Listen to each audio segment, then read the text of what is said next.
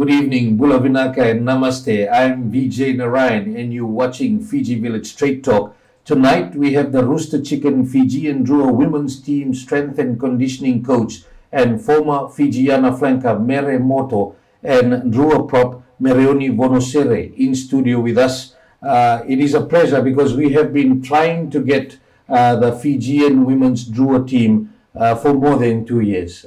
We have persisted and continue to persist, and we'd like to thank the Fijian Drua franchise, the setup, the CEO Mark Evans, and especially to Shane Hussein, who's made this possible. And we're truly grateful that we have these two amazing women in studio tonight to talk to you directly about issues that really matter from this month when the Drua take the field. Of course, the men's Drua team taking on the Crusaders at 1:05 p.m. This Saturday, right here at our home at Churchill Park in Lautoka. Crusaders always worried about the Lautoka heat. Ryan Crotty saying earlier today they are really worried. And coming into the game this Saturday, no doubt the Drua going for their first win of the season. Our women's competition, the Super W, will start next week at 12 p.m. and that will be offshore. We'll be playing in Ballymore against the Reds, and then our first game here at home, the women playing for the first time as the feature match after the men at 3:35 p.m. on the 23rd of March. So don't miss out on that. The Fijian Drua women taking on the Waratahs at Churchill Park again on the 23rd of March. Now, one of the greatest feats achieved by Fiji when it comes to women empowerment is the major success we've had with women's rugby, where no doubt more men sitting in front of the screens, going to the women's club games, the competitions, and cheering women on to be the best version of themselves. And the great results, Super W titles back to back in 2022 and last year. So we've got Mereoni Vonosere, who has been part of the team and with the experience that she's got. And Mere, of course, she's played from club level to provincial level and then to the national level, and now in the strength and conditioning area. You know, we've had a lot of good discussion with Natha Dhawanimbuka about strength and conditioning, and we'll talk about that in terms of the women's team as well. Mereoni, just a question for our viewers. When did you start playing rugby and how did you get into the sport? Thank you, Vijay, for the question. Bula Vinaka to the viewers. I think I started off with rugby back in 2021. Yeah, it was back in 2021. I think it was the mid-year during on May. What got me into rugby was the women's sevens team. They were winning the bronze back in the Olympic. That motivated me because I know if they can do it, why not the 15s can also do it? They can also get something out of their talents. So that is what got me into rugby. So you did play at school level at all? Yes, when we found out about the sevens women's winning the bronze, we started off. We created the team, the Lilian Amazons. For Andita Kumbau. Yeah, for Andita Kumbau School. So it started off with just a few girls, and then we started calling on girls if they interested in playing. And so a lot of the girls showed their interest, and so we formed the team, and then we came out to showcase our first ever talent that was one of the sevens that was held in Suva. So yeah, it was a first ever experience for myself because that was the first time for me to play rugby, and I know it wasn't what I expected. I didn't know that I was gonna end up playing rugby someday, because my background wasn't rugby. None of my family they played rugby. None of them played rugby. So it was the first time for me. I was the first one in my family to play rugby, and yes, because growing up in a background of farming, I think coming out and playing rugby is something that it opened up space. It opened up it opened up my mind because it helped me to grow, and it also helped me to realize what I am talented in. Mere Moto, she's the strength and conditioning coach for the Fijian Drua women. She's also our commentator, and she's grown up here, so it's good to have her back in studio.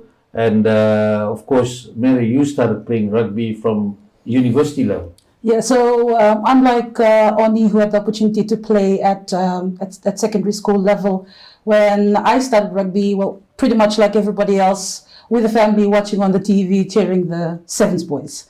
And then eventually, my first official club was with the USP women's rugby team. When I joined university, we'd play Stanford University, that would tour every now and then, so that was the opportunity to put on the boots. And with a couple of other girls from University of the South Pacific at the time, we would put together a team, sometimes within 2-3 weeks, and just get a chance to play. Apart from that, it was the intertertiary competition. So eventually, after a couple of years, I came back and officially joined my first rugby club, which is Strada's women's rugby team. So that was after a lapse of a few years from university. That was 2013. Now, you said you didn't get the opportunity in school. Back in the day when you were in school at high school level, there was no girls' competition back then? Officially, it was just unheard of. No competition for girls, and the closest you'd get is cheering on the boys' team. I went to a co-ed school, so that was the closest I would get to rugby matches. I played netball in school and athletics because those were the only sports that were available to me at the time. Mereoni, you come from Naivudini in Naitasiri, and when you were in the village growing up, and you said you come from a farming background, did you get the opportunity to play rugby from that age when you were growing up? I think, sometimes, just playing touch rugby back at home with the cousins and the brothers. So yeah, I think that was only the opportunity that was given, but not all the time we get to use, we get to play touch because, we are living in the village. That is like a forbidden thing because for women to play rugby. So I think not much of the opportunity of playing, but but it was a one-time thing that we can only, just have to like a leisure time that we can enjoy, like playing touch with the cousins and the brothers. Now, Mary, you talked about you did play netball and took part in athletics. And Dudley, was it Dudley? Yes, Dudley High School. Dudley High School. And then, of course, that's a school right in the heart of the city in Turek. Why do you think that there was no opportunity for women or for girls to get into a competition back then? I think there was just not, the structure was just not in place to allow girls to play at secondary school, like the opportunity that they have now, even at primary school level. Age grade rugby was unheard of for girls at the time, so there was just no structure in place. Fortunately, we've moved on from that, and there are now structures in place that allows for age grade at secondary school, at primary school level even. Did you ever think, growing up and going to Dudley, taking part in other sports, and just because of the system, you couldn't play rugby? Did it ever cross your mind that one day you will be playing rugby? Absolutely not. It was just, that was so many moons ago. It was just a no. I never ever thought that I would put on a white jumper and represent Fiji for rugby. We'll talk about how that felt when you eventually did. Now, were there moments, Mereoni, where in your early part, when you set up the Lillians team from ACS and tried to push the boundaries when you played in that competition, were there moments where you thought, this is it, this will all you'll be able to do, and maybe pull out because there's not much support? Yeah, I think there were a lot of moments because during that year, there was the year my late dad passed away, So I had a lot of moments during that year. So I started, I wanted to try something new so that I could, get into an environment that would boost me, because it would allow me to grow as an individual. And I think one of the during that year I was studying, and also at the same time I was doing marketing in the market. So yeah, there was so many challenges because I had to go training, I had to balance with studying, and I had to balance with going to the market and setting up all the stuff. So at some point I just wanted to give up, but then I kept believing in myself because I know I had the talent, I had the courage to overcome the hard trainings that we've done. And yes, going through the second week, it wasn't easy, but I managed to overcome the challenges that I faced. Because based on what I've heard is that during the COVID-19 period, you were heavily involved in farming, Yeah. Planting, root crops, etc., which eventually resulted in you selling at the market with your family. Unfortunately, that your dad passed away. But then eventually, when you got the contract, you still had the market going with all your root crops still being sold? Yes. During the year on the COVID, I was at home. I was doing farming and just farming, and then I had the opportunity to come to Suva. So that was the time I got the message from one of my colleagues saying that if I wanted to join the team, and then I said yes, why not try out? And so from that time I started. I started off with the team, and then when we got into the sevens, and then later on I was called the next week to join the extended squad, and I was shocked getting the news, because who would know that I would end up in the extended squad one day, just from forming a team, and then from a farm girl to setting up a team, and then to extended squad. That is like a huge jump for me, because I know I didn't for myself, I wasn't believing in myself, because it was the first time for me to wear boots and run onto the field, and everything was new to me, even tackling, even running with the ball, it was so new to me. So hit hard by the opposition, yeah, ready to take the tackles off? Yeah, everything was new to me. So, but then going into the first training session, it was hard. The running you have to do, the running, and then going to the contact thing, it was so hard. But then I had a goal. I set a goal that I had to achieve the goal, because I had made a choice to take on rugby. Yeah. What about you, Mere? You know that when the time came and you were at USP, was it smooth sailing, or did you think that I should just pull out? Why am I bothering with this? Yes, absolutely. There's just so many moments that came up where you would ask yourself. There's a joke that I'd have with, I'm sure Oni would have heard me say this. We ask ourselves, why are we doing this? And that happens a lot more times than you can imagine, Vijay. And that's due to personal challenges, that's due to team challenges, and sometimes you get thrown all over the place, but somehow you just keep asking yourself why you're doing it, and that pretty much keeps you on the pointing to where your goal is. Quick question on what were some of the moments back then that you believe defined your character up to this present day? I think I've been lucky enough to have had some great moments in rugby, being part of the first Fijiana 15s team that played at home after about 10 years at the Pacific Challenge Cup. And that was the year in 2016 we had tried to qualify for the World Cup first time around. And that year was one of those grueling moments, grueling couple of months in trying to prepare for the Pacific Cup, and then eventually try and qualify in Hong Kong against Hong Kong and Japan. That was in 2016. Those were some of the defining moments.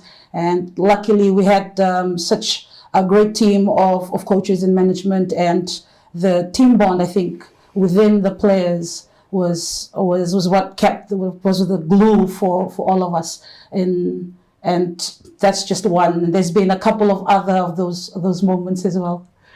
You're watching Fiji Village Straight Talk. I'm Vijay Narayan. We'll be back after this break. I've always resorted to drugs because of the work that I do as a coping mechanism. You said you started sex work and drugs at the same time? I was 12 years old. Do you believe, based on the current situation, your salary and allowances should be reviewed and reviewed? Definitely, I think it should be reviewed to reflect what is there in the market. Is the government of the day promoting nepotism within our community and hatred towards Indo-Fijians? Thank you very much. The answer is no. $1 in $3 of our taxes goes towards servicing our debt. So you can't say it's nothing. There's also the need to do financial inclusion a bit better. What is your message to the people who may rate you as not good enough for finals rugby? Success doesn't just happen overnight. Fiji Village Straight Talk with Vijay Narayan, brought to you by the Ministry of Health and Medical Services.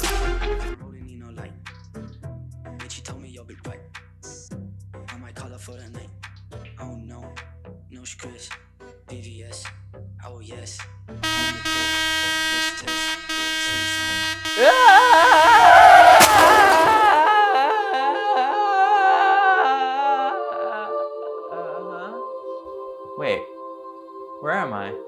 Oh, you died, bro. I'm dead? But why? Gori, that's what happens when you change your playlist when you're driving? Crashed. What? No, this can't be happening. I had so much left to do in life. All I do is stare at my phone because you know I'm Gen Z and we're all antisocial. Oh, and I wish I did so poor guy. much. But by the way, do you guys have Wi-Fi up here? This is why you should have listened to F96 Drive. Shouldn't have been playing on music. And you just drive. No! I can't believe this is happening. It wasn't When you're even done, my eh? car and I didn't have Hell is car that way, insurance. eh? Eh? Wait, what?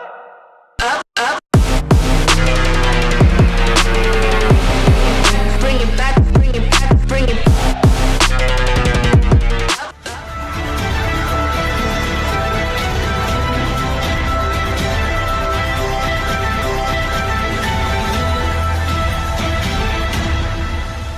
Welcome back. You're watching Fiji Village Straight Talk. I'm Vijay Narayan. Our guest tonight, Rooster Chicken, Fijian Drua women's team strength and conditioning coach and former Fijiana flanker Mere Moto and Drua prop Mereoni Vonosere. Now, we're talking about the next level, coming out of school, playing at club and provincial rugby. Of course, you had played after the setup. You had come off the setup of the Lillians and coming off that. How was that for you, and how did it fare for you going into the competition? I think coming out of the Lillians, because I just joined the Lillians once, because I just played for the first sevens, and then I think coming out of the club to international level, it's something new, it's something challenging. You have to face every day with training is challenge, because we get new rules, new training every day. So it was hard, and it was it was challenge. It was a challenge for me because it was the first time for me to go into rugby, and I know things were new. The how people talk to each other, how we train, how we mingle with each other. It was a new environment at all, and I had to adjust myself within it, because with rugby you have to adjust to what is already there. Yeah. Mary, you said you played at university and then went on to play for the Striders and then on to Suva. What were some of the obstacles that you had to overcome to succeed? Vinaka Vijay, so similar to Oni, it's just the change in environment as you move from one level to the next. As I was saying earlier, university was just 2 or 3 weeks of prep before you play into tertiary and then or a visiting university team. And then at club level, at the time there were not any 15s competition around, so sevens was pretty much what you look forward to, like the Murray sevens, like the Nawaka sevens. So that was a completely different level from coming from university. And then eventually the structure I was talking about that allowed for women's 15s competition to happen. So that went alongside the skipper competition. So when that started, the Suva women's team was well, pretty much all the skipper team had to have a women's team. So we started off as a 10s competition instead of 15s. So that was a completely different ball game altogether. But that structure of that women's team, which is now the Marama Cup competition, was not in place when I joined Fijiana. So I went straight from Striders into the training squad and then into national. So the transition was something different. The training was different. The environment was different. The coaching team was different. The expertise that you get given, all the instructions that comes with it is completely different. So you needed to adjust really, really fast from moving from one level to the next. And that I think is where a lot of our rugby players, a lot of women find it hard, where the challenge is to switch. And I think it's the mindset from switching from the level that you're at to the next level. Sort of like you're getting out of your comfort zone. Absolutely. I think I'm just going to tell a quick story, because I just remember when Oni was talking about joining the extended squad. So I was still playing at the time when Oni joined, and there was a time they were making us run Bacchus Park, and I did not know this, but it wasn't until after, when we got on the bus to head back to camp, that I sat next to her, and I was just tired out of my brains, and she just told me, "Thank you." And I looked at her and I asked her, why are you thanking me for what? And she said, if you were not talking to me, I wouldn't have been able to finish that run. And that was in the grueling Suva heat, and we were being asked to do top-up extras. Anyone that plays rugby would know when they say to meet the SNC trainer, that's an extra top-up. So that was us on that day, and we were dead on our feet by the time that session finished. But so when you get into that environment, it's changing your mindset. It's having the right people around you to be able to motivate you to get out of your comfort zone. And today you're going to finish and you're going to be ready to throw in the towel, but the next day you show up again. Support from family and friends would have been key at the time. Did you get enough family support that definitely going into a new environment, out of your comfort zone? You had enough support structure from your close family members and friends? I think when I got into rugby, I never told any of my families. I went into the extended squad. But I only told my mom the day that I was being told that I was going to join the extended squad. The next morning I called mom, and then I told her that I was going to be joining the squad. And then she said, "Oh, thank you. How did you join the squad?" And then I said, "I joined the sevens team, and then I played the sevens, and then I got called." And then the next thing is that she was knowing that I was going to be joining the squad on the next Monday, the following week. So yeah, I think she was the only support I got all along, and I never told anyone else, because by the time I knew I was wrong, because I was going into a sport that wasn't equal to everyone by that time. I was going into a sport that was forbidden back in the village, because I come from a village, and then I know if I join the sport, what will others say about me joining this sport? What will others say if I don't get into a squad, if I don't make it to a squad? What will others say? That was all the mindset I was getting. And then by that time, I just told mom about the news, and then that was all along.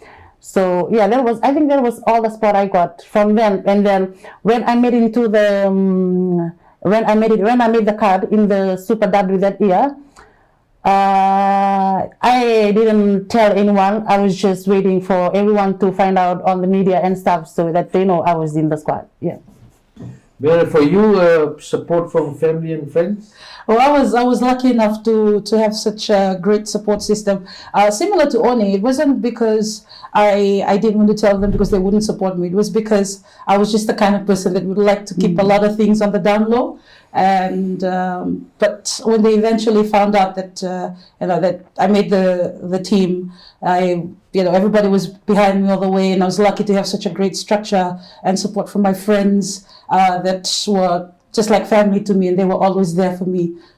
So I was lucky in that sense. Now, for quite some time, rugby was seen as a men's game. Women players used to get humiliated, ridiculed at tournaments. People saying, "Don't play, you belong in the kitchen." When first women's competitions were included in the men's competitions, were you affected? Did you go through this? How did you deal with that type of ridicule and humiliation?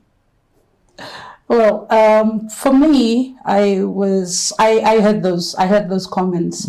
So there was time back in 2013, 2014, which is training for the Australia's Women's Rugby Club at what is near the stadium, the ground that was there. And there was this truck that went past with this group of men, and those were the same things that they were saying: go back home, cook dinner, do the dishes, and everything else. So I've heard those and played at Sevens tournament where the stadium would be like it was on a break when the girls would run on the field. It was like that was their cue to go to the bathroom break and go and have water or grab something to eat. Then I've heard being part of the Silver Women's team when it first became a tennis competition, playing alongside the men's. Usually as curtain raiser to the main game of the men's team. That was when we'd also hear the comments, or we'd be pushed to the ground number 2 while the men played on ground number 1. So those were the things that we went through. And unfortunately, till today, some of those things still pop up, not as much as before, but the challenges faced by women rugby players still very much is still there. Mereoni, for you, you came from an all-girls environment at ACS, then going into rugby, as you called it, the forbidden sport in the village, and then you are playing the sport in different environments, definitely name-calling, ridicule and humiliation. Were you affected by it? Yes, I was. It was one of the main challenges I faced when I walked into the big stage. It was something, coming from a family from the village. It's new to hear people talk about how women's in rugby are being criticized. They are being talked about many things. They are being talked when you run into the field. They say, they talk things about the sizes of the girls they're running, their haircuts, everything. They criticize them from top to bottom. And I know that is something not new to women's rugby. And I know that was one of the humiliating things I always face in the rugby field, because sometimes the mentality of the supports, they just know that rugby is just one sport. It's just a one sport for men. But in the back of their mind, they don't know that in other parts of the world, rugby is growing. Rugby is a growing sport. So, but because in Fiji, it is one of the traditional forbidden thing to play rugby for women. I think getting words that you're not supposed to hear, and being talked at, I think that is one of the main challenges that we face, and it is one of the big motivation of women's rugby today. Now, people must be watching, some of those people who are calling out from the truck, Mere, they must be watching tonight. What's your message to them if they still have that mindset? Well, as mentioned by Mereoni, women's rugby is growing all over the world, and just the stats from last year, 2022 to 2023, 38% increase in participation of women. The stats released by World Rugby, and that is on the global stage. And obviously, it is growing faster than that in Fiji, considering how much we love our rugby. And if I have to say something to them, we're here to stay. And you're going to have to share that rugby field with us and keep it leveled. And it's great to hear that Penina Pacifica is another team that has joined the competition now, with more teams, specific teams now joining. Definitely the Fijian Drua women would be happy with that as well. Oh, absolutely. I've been fortunate enough to work with some of the ladies, part of the Penina team through Oceania Rugby with the women's combined competition. So that is the goal, and women's rugby across the Pacific is to grow it as much as we possibly can and give our women in the Pacific region as many opportunities as we can. So we welcome Penina Pacific and all the other women around the Pacific.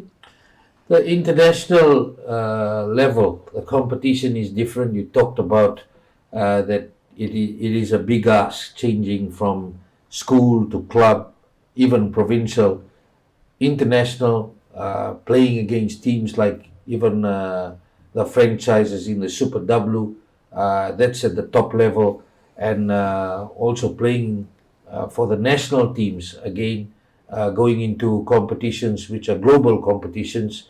The level is always up. How has that fared for the two of you? To come out of club and professional team to international level, it's another level. It's a level where you have to step up, where you have to keep up with the games, where you have to you have to adjust to the changes that happen. Maybe sometimes the training time can be shifted. Within just minutes, it can be shifted. That we have to adjust to the changes that takes place in the international level. And also, international level is a big stage where you don't have to. You're not playing with. It's not like playing in a provincial or your club level. It's a big stage where the world watch you play, where you showcase what you have been taught, where you showcase what your talent is. And I think playing in a big stage is something big and something we have to take into as women's rugby. It is something that most of the girls now, they're playing Marama Cup, playing Ramandi Cup. They want to be in the international level, and I think it's everything is easy. Everything is getting into international is easy. It's just you have to do the work. You have to put in the energy. You have to put in the effort that you can make it. You have to put into the effort that you can make it into a world stage. Mereoni, how did you feel when you donned the Fijian Drua jumper for the first time, given the opportunity to run out onto the field, when you telling just before this, first time for you to wear the boots, first time for you to get tackled, this girl from Naitasiri running onto the field in Australia and taking on the best in the world? Thank you. I think the first time I donned the white jersey was it was our first test match after the Super W. And one thing I just wished at that time was my dad to be here just to watch me to take on the stage, because it was the first ever time, because I was the first one in the family to don the white jersey. And I think wearing that white jersey gives me a lot of pride. It gives me the pride of you are playing for your country, you are playing for your family, you are playing for your clubs, your provincial clubs and your mini clubs, because donning that white jersey is not easy. You have to go through many challenges. You have to carry on the burdens of how people talk about rugby. You have to carry a lot of burden with yourself. And I for myself, donning that white jersey, it was absolute privilege for me, because I never imagined myself wearing that white jersey one day. I have never imagined myself. Who would have known that Mereoni Vonosere would have done that white jersey? I never dreamt of that. My whole life, my career was that I was just a schoolgirl. That was all I know before I joined rugby. I was just a schoolgirl, a normal schoolgirl, attending university, and then after that, who would have imagined I was running on the white field, tackling a player from another team? Yeah, it was a very interesting experience for me. It was an experience for me that I will never forget. That I would always want to be in that white jersey all the time. Yeah. Mary, you definitely would remember that day when you wore the Fiji jumper for the first time. If you can tell our viewers how it felt, that moment, that running out with that famous Fiji jumper. I think it's something that it's always hard to describe that first time that you put it on. My debut for Fijiana 15s was in 2016 at the National Stadium, playing against PNG for the Pacific Cup, and debuted at the open side flanker for my then head coach, Sarah Mayambai, which I now have the opportunity to be part of the management team with him together. But yes, it was absolutely amazing. Like Oni, there were a few people that I thought I wished that they were there, but I'm pretty sure they were watching from high above the roof of the National Stadium at the time, which is my mum. And then had no idea that the rest of my supporting friends were up on the stand. And my dad, I also had no idea that he was in the stand at the time. So like I mentioned earlier, I was left to keep things on the down low. So yeah, that was me, 2016, playing for Fiji against PNG. And was fortunate to have some great people with me, and then honestly we just gave it our best shot, and we said we'd get out there and give it our best shot. So that was my first taste of the wearing the Fijiana jumper at number 7. Like they say, once you get a taste of it, you just want to come back for more. So came back a couple more times after that. I remember we were calling you the Richie McCaw of Fiji when we watched that game. Now, looking at the 2 consecutive Super W title wins, the Rooster Chicken, Fiji and Drua, now part of the Drua franchise. So winning back-to-back titles, and what we are hoping for, no pressure, what we are hoping for, that you bring a final to Fiji, and that we have the first ever Super Rugby or Super W trophy lift here in Fiji. Not much pressure. But how do you see the positive changes coming into place with the Drua, the Fijian Drua women now becoming part of the Drua franchise? Thank you. I think coming into a professional environment is something new for the girls. I think it's something it's a change. It is a lot of change for us because we have to adapt to many things. We have to adapt to the timings. We have to adapt to the changes that happen in the place. We have to adapt to the boys because we are sharing same facility. And yes, I think it's a very good environment where we have to learn. It's a huge gap for us to come where the boys are at this moment. It is a step that we have to take at a time that we are starting off with a professional environment. And I know the girls, we have been, it's a very tough change for us because before we didn't experience anything about professionalism at all. I mean, we did, but not as like this year, because we are now into a professional environment where everything is being monitored, where everything is being given to us. We are being taught to do this and do that, and we are being managed within our timings and the way we do our training, the loads of our training, the food we eat, our time, our sleeping, at the time we sleep. If you don't get enough rest, this is what will happen to you. And even our injuries, we are being managed in a good environment than before. And I think it's a good experience, and it's a good environment where I think the girls can grow out of it. And I also know that it is an environment where we are all here to grow as one. And I know for us women, coming into a professional environment, it's a hard thing for us because we women, we take it, we are slow to change. And I know that sometimes we drag things on our own and we do things on our own, but we as a team, I know we can do it. And yes, coming into the professional environment is something that we are looking forward to, that we are going. I know that we are staying at, we are provide accommodation, and we are looking forward to be like the boys some days, maybe next year. Strength and conditioning coaching, very important. To, as you say, the hard task master has to be there when you know when the SNC coach is there and it's her day. definitely you are testing, you're measuring all the time to ensure the girls are the best version of themselves. How's that been in this environment now, knowing that you have taken over in that area?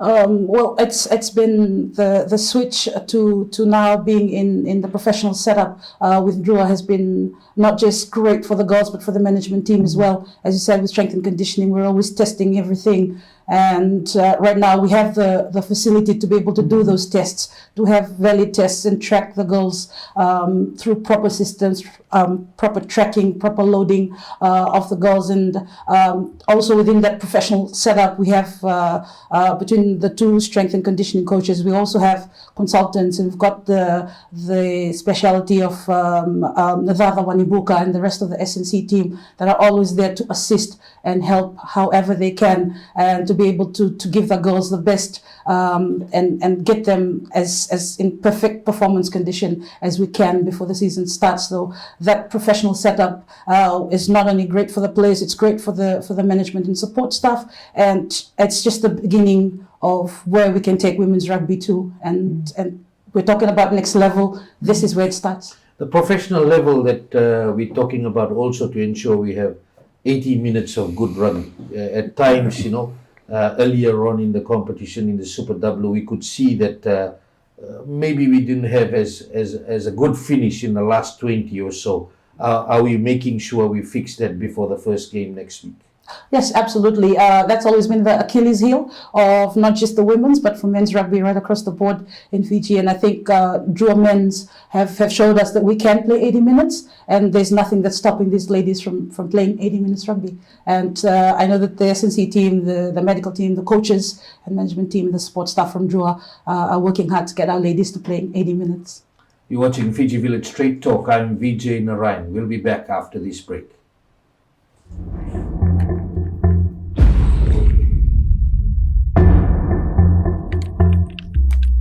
Okay, set. It's hooked up now. Are you ready to take your lie detector test? Set. Ready. He's lying. Why are you lying to me? I'm not lying to you again. Liar! So, I wouldn't lie to you guys, honestly. Really? Con man. Okay, so now we're getting somewhere. I need you to stop all your little silly games and tell me what I want to know. I don't know what you want to know. Gorim, body bluffing. You tell me what's the least popular radio station in Fiji. FM 96. Huh? Yeah?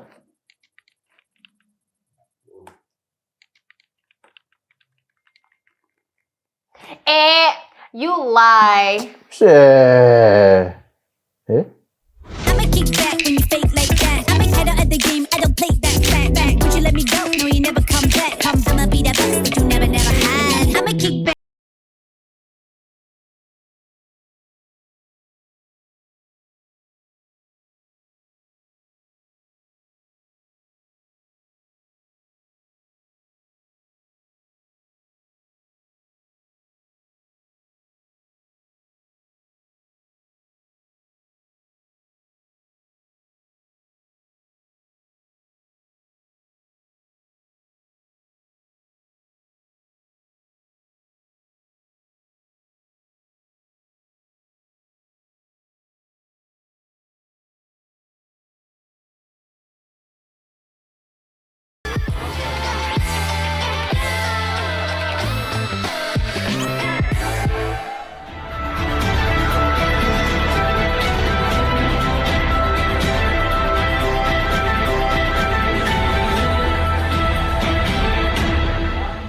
You're watching Fiji Village Straight Talk. I'm Vijay Narayan. Our guest tonight, Rooster Chicken Fijian Drua women's team strength and conditioning coach and former Fijiana flanker Mere Moto and Drua prop Mereoni Vonosere. We have been talking about issues that you faced, the successes you've had, the great Drua professional setup, which you said is coming along to fruition after a lot of obstacles and other issues that you faced as rugby players. We've had allegations in the past years, Mereoni, from team camps relating to discrimination. Is this changing, and how is it changing? Yes, team camp discrimination is one of the major problems that we face. When I joined the team, I think it was something that we were just given any sort of place that we could stay. Like we weren't given like a equal camp for us. We were just given a place where we could accommodate ourselves. So yeah, I think it was something. But for the love of rugby, all of us just want to go camp. Camping for us, I think for me, camping it was one of the things that I love, because coming out from home and going to camp is just something you want to do. You just want to know more about rugby. And I know that the things that we get at camp is so much not good, but because for the love of rugby, that we are there to do something, we are there to do a job. I think it wasn't a big issue for us, because by the time rugby was not like this. By that time, rugby was no one like this, and it was something that we have to overcome. It was something that we have to adjust to. It was something that we have to live with it, even though it was.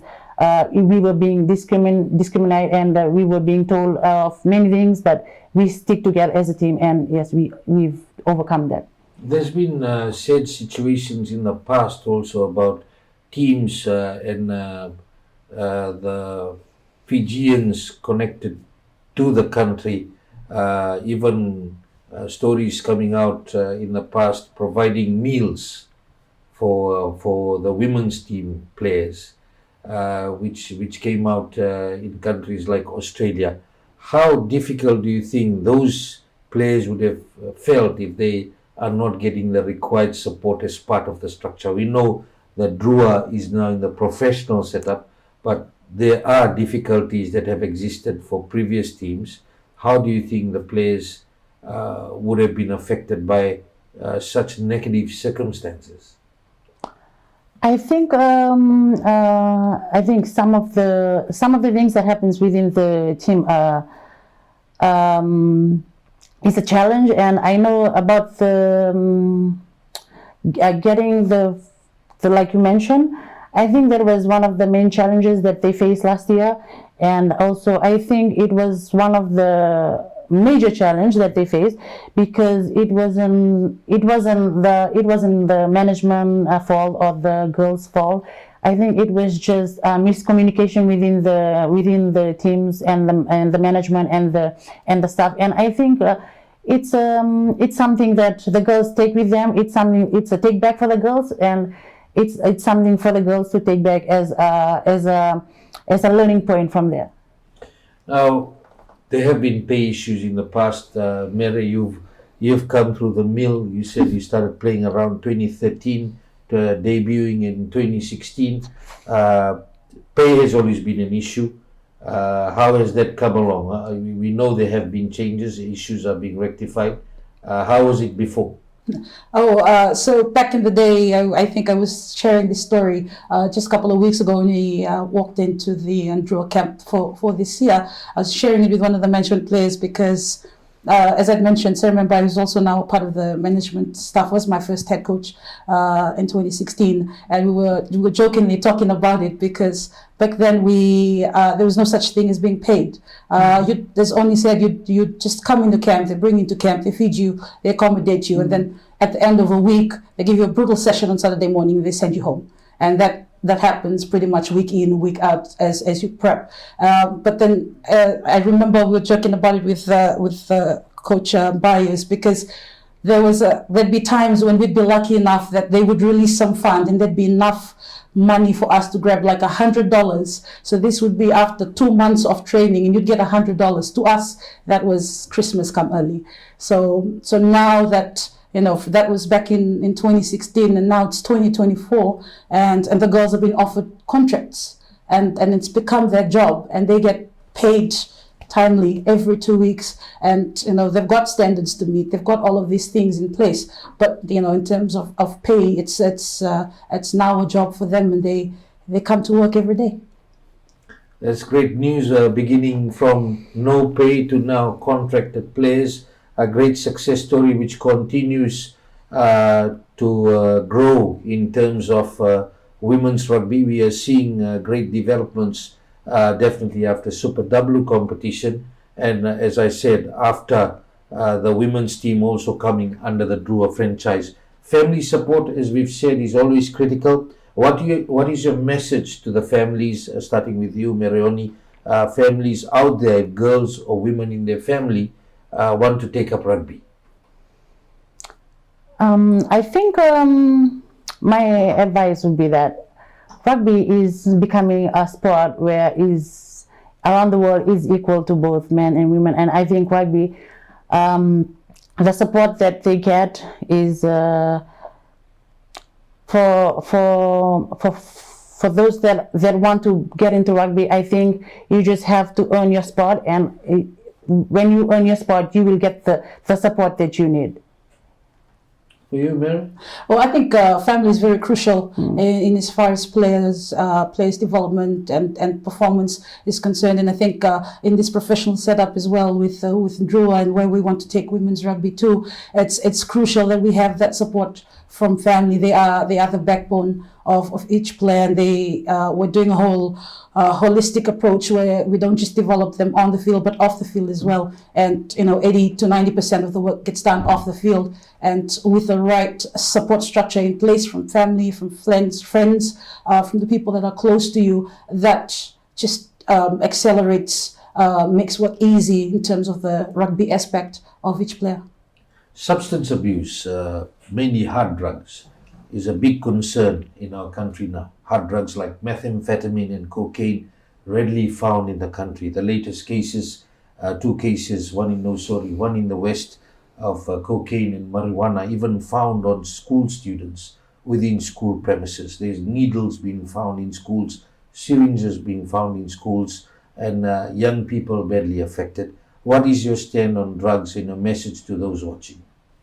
Obviously, say no to drugs. There's just no two ways about it. And whatever space that you're in, and whatever, be it rugby or if there's any other space that you can, I think it's crucial that we get the message out that drugs is just a no. And if you want to get into, let's just take rugby for example. If you want to get into rugby, you want to get into a professional setup of sports, you will be found out if you are doing any form of drugs. So just say no to drugs. Mereoni, your message to the people. There's a real concern coming out in the country about hard drugs, a lot of people, young people doing drugs, drugs being readily available. What's your message to the young people out there? Yeah, I think like Mary have already mentioned, just say no to drugs, because it is not a good thing to take. And I know for coming into a professional environment, drugs, even if you hide it, even if you hide that you are not taking drugs, the machine will obviously tell you that you are doing drugs. So I think the message to the environment is just that, to the people and I think the message is just that, say no to drugs. Issue about life after rugby. You are a success story, transitioning from playing to strength and conditioning coach. A beautiful journey there for you. Now you're in the Drua franchise in a professional era. What's your message to those who are playing rugby or playing any sport to ensure that you are also upskilling yourself for the future? So I think that lucky enough in this day and age that a lot more emphasis is being placed on life after rugby, and how you can give back to the community, how you can just make things better for you and your family. I'm just one very simple example of that. I was lucky enough to have had the opportunity, the moment to decide that what am I going to do to give back to the sport that I love as I was growing in the years of playing the sport.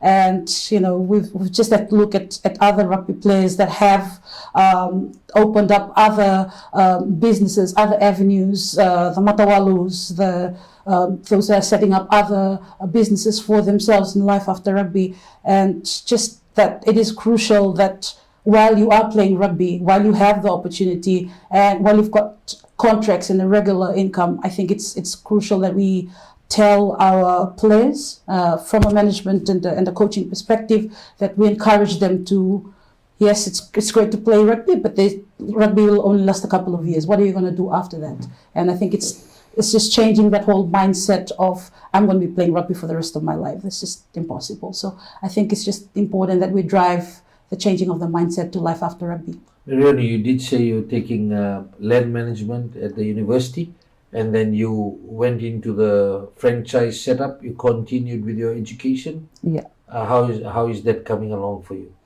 I think it's been hard for me to balance schoolwork and rugby, but I think it's something that I have to take in as a positive thing for me, because after rugby, like Mere already said, that rugby will only last a couple of years, and after the life after rugby is what I am looking forward to. So that's why I am trying to balance work and rugby at the same time, because I think if I don't secure a good job, or if I don't secure a good business, or maybe after rugby, who would have known I can do business after rugby.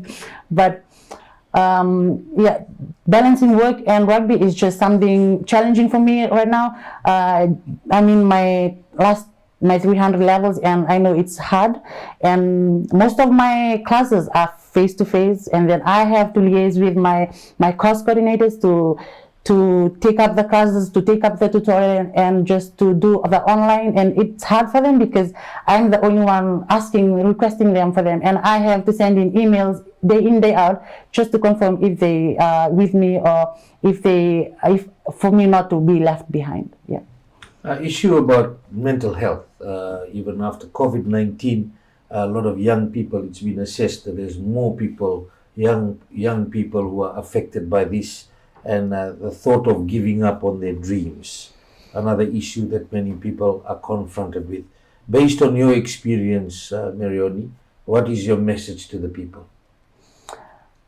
Thank you, Vijay. I think my experience was, I had a very challenging experience, because I had to manage. I was schooling by the time I started rugby. I was schooling, and then it was COVID, and then I had to manage from schooling to going to the market, selling, and then back to schooling, and then back to training. It was hard for me to adjust within the changes that happened.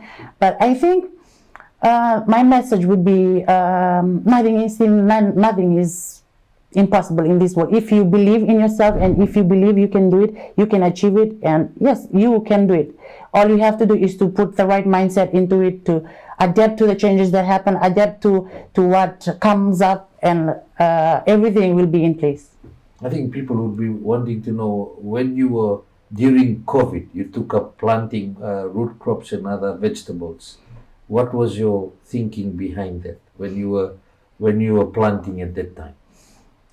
By the time my dad was not with us, so I was, me and my brother was the one that doing planting and root crops and everything back at home. So by the time I was just wanting to give up. Yes, I wanted to give up. And I think what motivated me is my siblings and my family. I don't want them to be suffering, and I don't want them to be having a hard time just because of me having the dreams to give up, and because I was at the university level. And also when we used to break camp, I used to go back to the village and help out with mom at the farm and stuff, and do planting more crops. I usually tell them, I will come back, I'll help. because most of the time they come up complaining to me because I'm always at camp, I'm always at training and stuff, and it gives me the mindset of wanting to give up. But then within me, I know that I had a job to do and I had a job to finish, and within that I had the mindset to keep on doing what I love and to keep on doing what I wanted to do, because we can all go back and do farming, we can all go back and do planting, and I know. So I usually tell them that if you do this, if we share the load, then it's easy for us to carry. And then because my mom always complaining about everything at home because she always relies on me about the farming, and so I usually tell her, because she every time we break camp, she has to tell me to come home and help with the farming, with helping with the crew crops, helping with everything about the farm. She has to tell me. So that was the hardest thing for me. And I know, as a dependent on the farm, I know that is one of the main things I couldn't give up. So within me, I challenged myself and I instilled in myself to be a hardworking young lady, and that is what brought me to where I am today. Mental health is a big issue. Never to give up on your dreams. What's your message to the young people out there?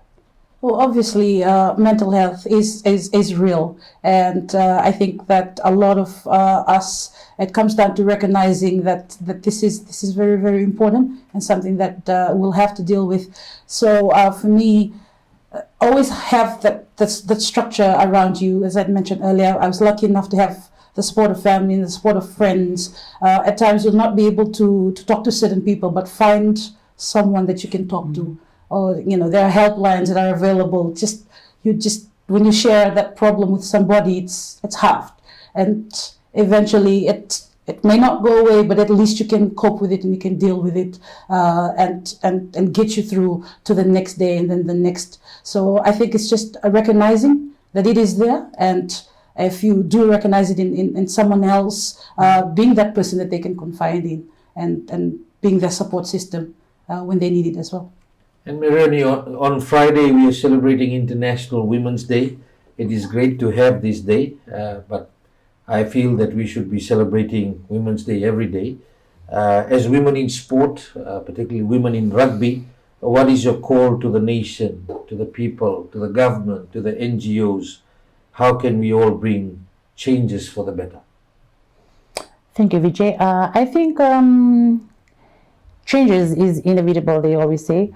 I think for women in rugby, my call is that for us to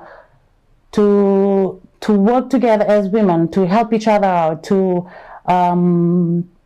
see on each other and help each other in terms of the struggle they're going through, like the challenges they face. Like Mere Moto have said, you have to find someone to talk and confide your problem with. So I think it's something that for women's, for those that want to come up to the professional environment like we're in right now, for those that are playing in the Marama Cup and in the Ronaldo Cup, I think it's not that hard getting into Drua. It's not that hard. All you have to do is just work hard, and I think is to believe in yourself that everything within women is possible. Because I think a woman in Fiji is something that is seen. We've been looked down at, and we've been said things that we're not supposed to hear. I think we've been faced with many challenges, and I think we should show respect and support to women as equal as men, because everything in this world is equal, and I think we should treat other women equally. And a message to those, we're going into the inter-house competitions, ACS having the inter-house this week, a lot of aspiring young girls there. We have the zone competitions coming up in the Coca-Cola Games. You took that journey first in athletics. What's your message to those young girls who will be taking part, maybe one day also following your footsteps? Yeah, I think zone is something for myself. Back at school, coming from a girls' school, zone is something we've been looking Like we looked up to the zone. So I think for those that are taking athletics, the competition this week, I think I would just say that just do your best and believe in yourself that you can do it. Believe in yourself that you can finish the race. If you finish the race, then nothing would be that hard for you to finish.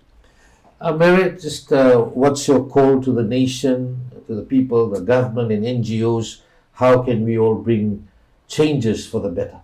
I think change starts with the individual. So it starts with you, and then the ripple effect to the next person, and the next after that, and then to the different levels, as from your own communities through to government structures, to NGOs, and then at the national level with the government, and being able to again find that support system and be able to support each other, women supporting women, and of course find the partners in our men's counterpart. They are out there, and if you can find them and to help you on the journey, that is even better, and that will just have the ripple effect to where we want things to be, which is everyone having the equal opportunity, and not being not because you are a male or female, but just being able to support each other to get that equal opportunity. So I think it starts with one person, starts with you, and then the ripple effect after that. So let's continue to support women's rugby, starting from girls' competitions, which are now running in the primary and secondary schools, and then moving on to the club and provincial setups now, of course, with the Drua franchise. Fiji Village, partner of women's rugby, and also our company as a parent company, Communications Fiji Limited, with all our radio stations, FM 96 Legend FM, VTFM, Naftarang and Sargam, being partners of the Fijian Drua men's and women's teams. We continue to strive to do better, continue to work with women like Mere and Mereoni, and give their success stories to you as well, the challenges that they are facing here on Fiji Village Straight Talk. Until next week, have a great evening.